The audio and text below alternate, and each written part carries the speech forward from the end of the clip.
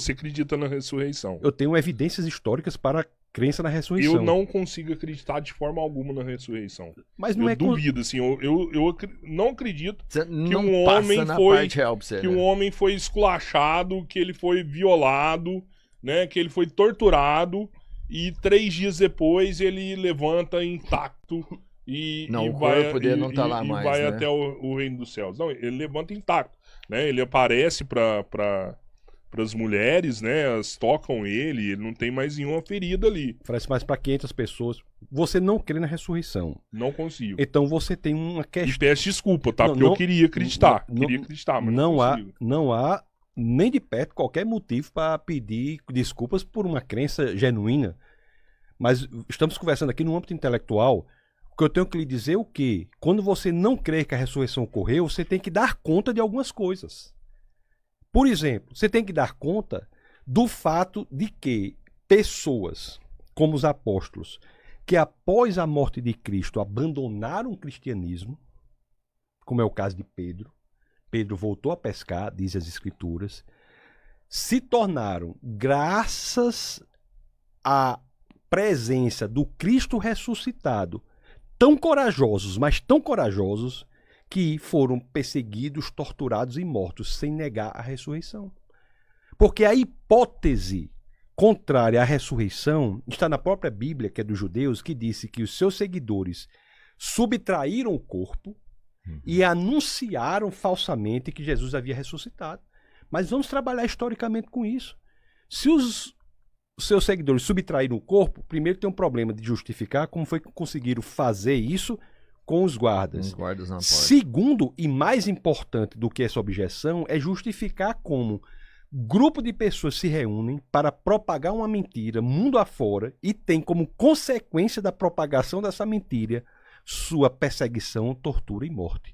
Uma pessoa pode até morrer, meu querido, por algo que é mentira, mas ela acha que é verdade. Não existe na história da humanidade ninguém que morreu por algo que é mentira e sabe que é mentira. Qual foi o ganho dos apóstolos em terem propagado a ressurreição de Cristo?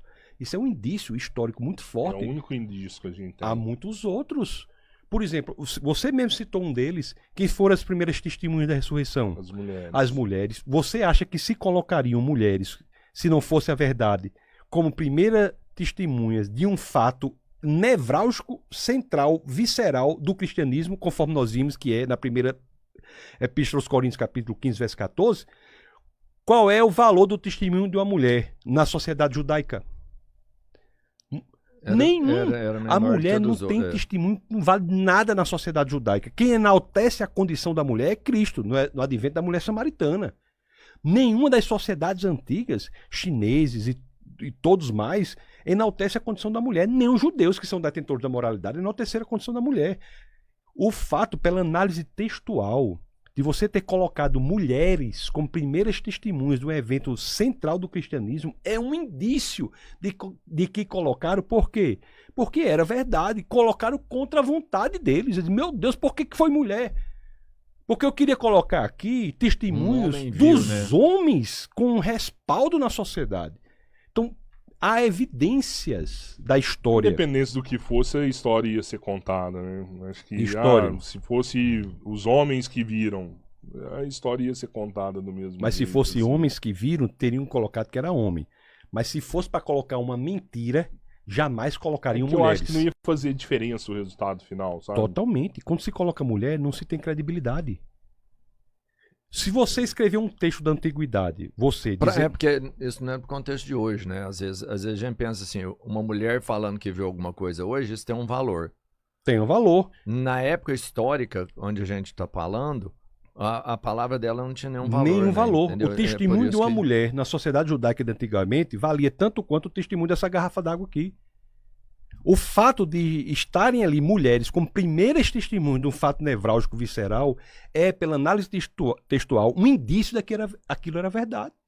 Você sabe outro indício que é verdade? Por exemplo, nos evangelhos e no Novo Testamento tem várias situações dos apóstolos escrevendo contra eles mesmos. Como assim? Diz que eles dormiram quando deveriam estar acordados.